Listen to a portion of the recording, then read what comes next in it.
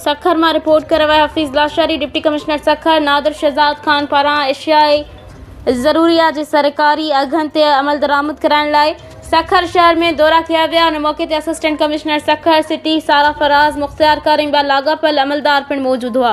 हिननि सखर शहर के ॿिनि वॾनि सुपर स्टोरनि जो दौरो कयो ऐं सरकारी अघनि जी भेनकड़ी करण ते मजमूई तौर 30,000 रुपया दंड लागू कयो।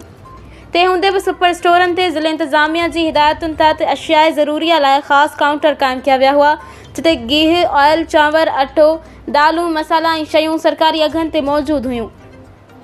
डिप्टी कमिश्नर सखर शिकारपुर फाटक भरिसां तालका न्यू सखर जे सस्तो राशन इस्तेमाल जो पिणु दौरो कयो। हिन चयो त सखर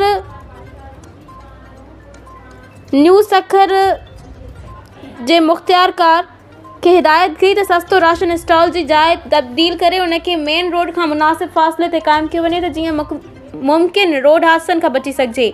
साॻी तरह हिन इहा भी ताकीद कई त सुभाणे खां वधीक अशियाए ज़रूरिया शामिल करे सस्तो राशन स्टॉल के वधीक बेहतर बनायो वञे।